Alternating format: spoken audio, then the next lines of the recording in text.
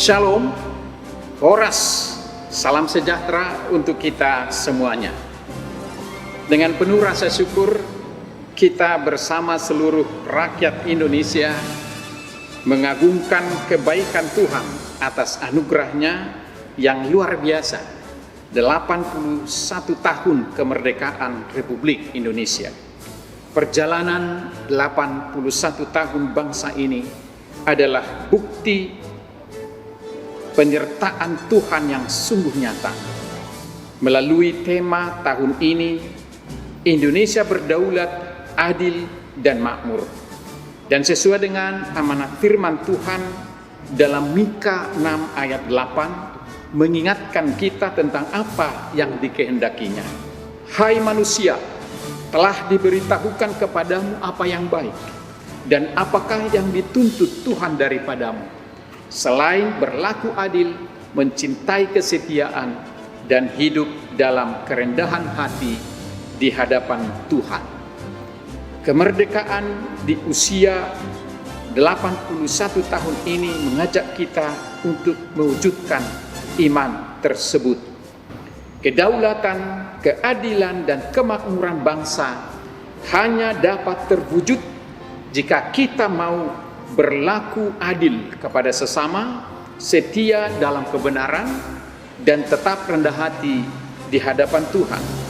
Sebagai warga gereja sekaligus warga negara, marilah kita terus menjadi garam dan terang, menjaga integritas, memperjuangkan keadilan, dan menjadi pembawa kedamaian. Tetaplah menjadi saksi-saksi Kristus di tengah-tengah keluarga kita, di lingkungan tempat kita hidup, di gereja, di tempat kerja, serta dalam kehidupan kita berbangsa dan bernegara. Dirgahayu Republik Indonesia yang ke-81 tahun. Indonesia berdaulat, adil, dan makmur. Tuhan memberkati Indonesia. Merdeka, merdeka, merdeka.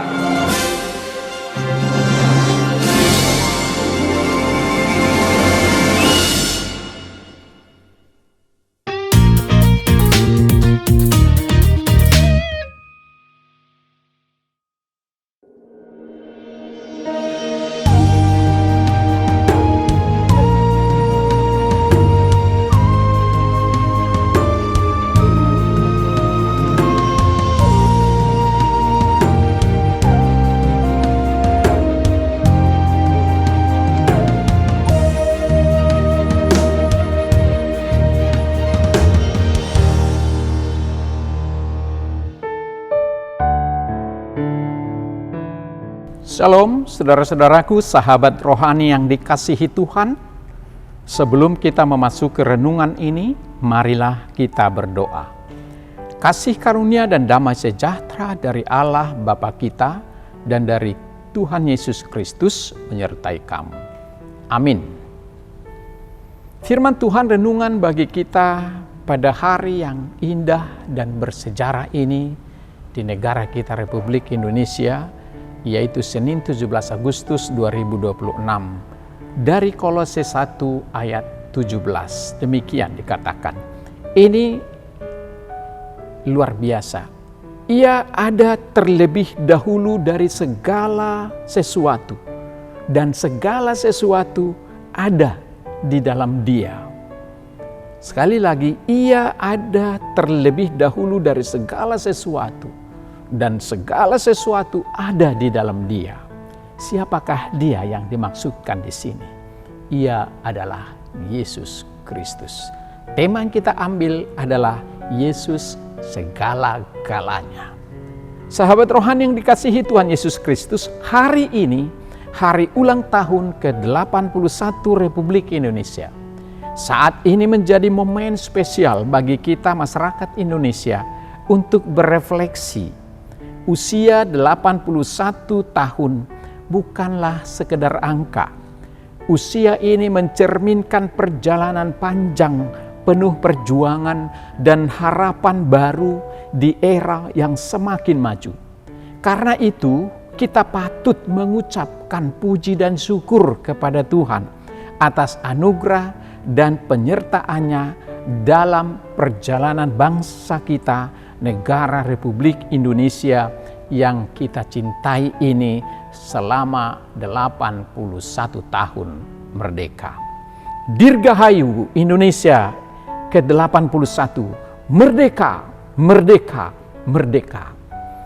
Mari kita jaga kemerdekaan dengan hati kita, dengan logika dan aksi nyata. Karena merdeka sesungguhnya bukanlah akhir, tetapi awal perjuangan yang baru. Semoga bangsa kita semakin kuat, adil, makmur, dan bijak dalam menata masa depannya. Saya sampaikan sebuah pantun. Bumi Nusantara betapa indahnya, kekayaan alam anugerah Tuhan.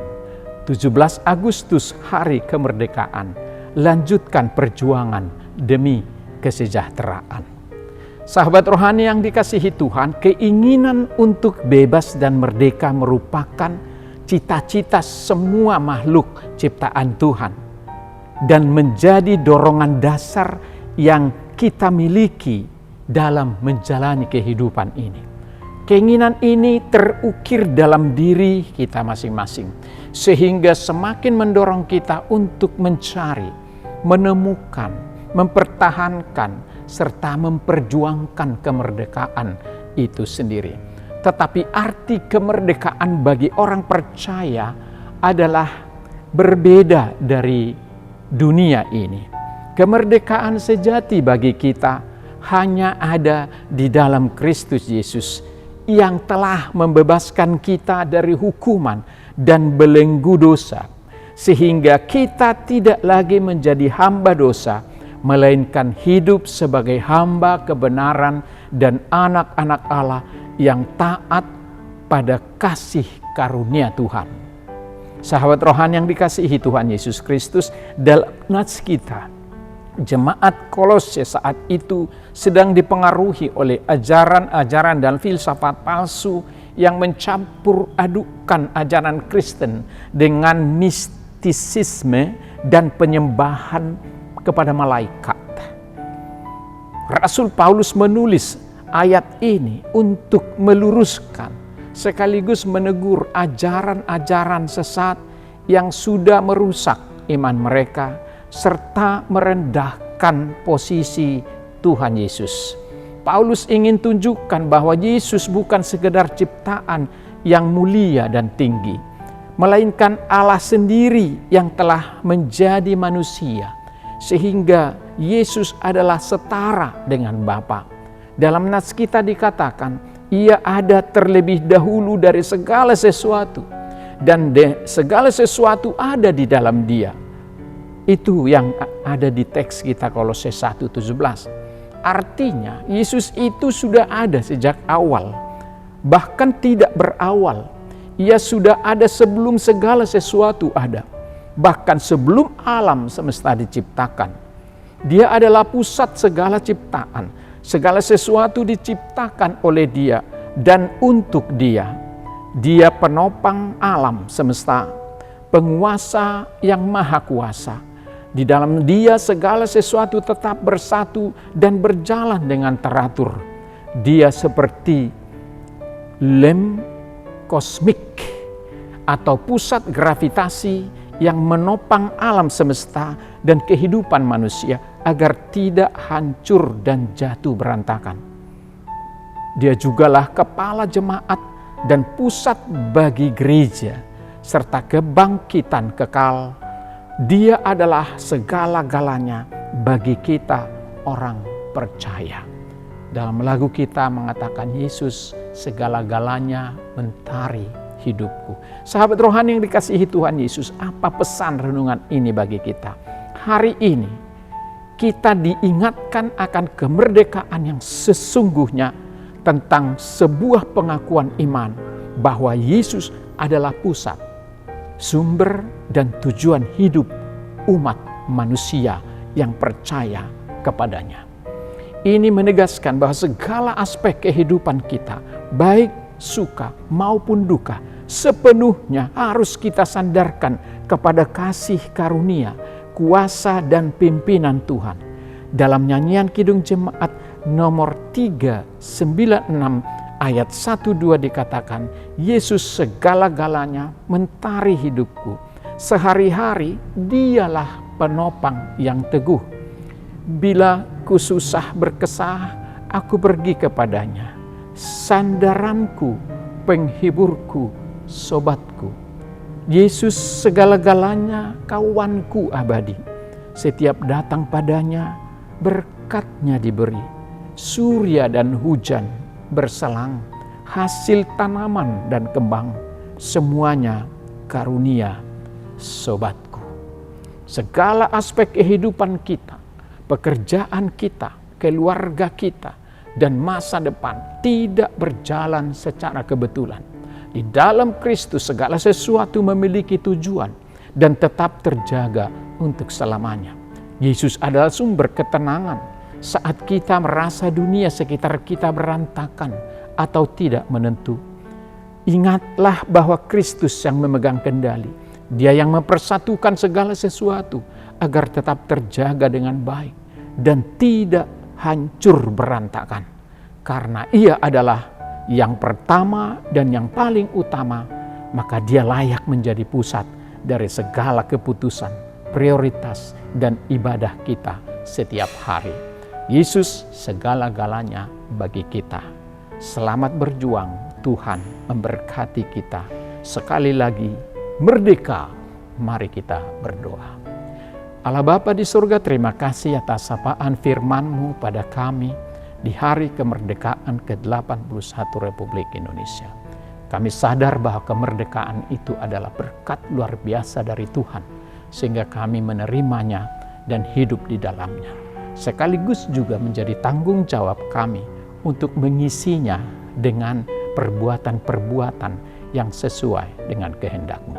Tetapi lebih daripada itu, kami yang percaya kepada Kristus telah Kau merdekakan sesungguhnya, karena di dalam Kristus dan oleh Kristus dan kepada Kristuslah semua berpusat, segala alam ciptaan Tuhan dan makhluk hidup.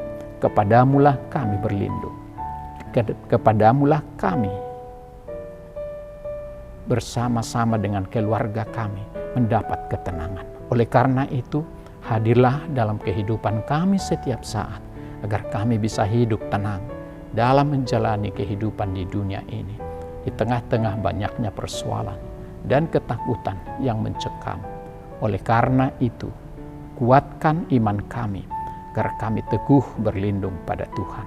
Berkati kami hari ini bersama anak dan keluarga kami, cucu kami, supaya kami tetap tenang ada di dalam Kristus.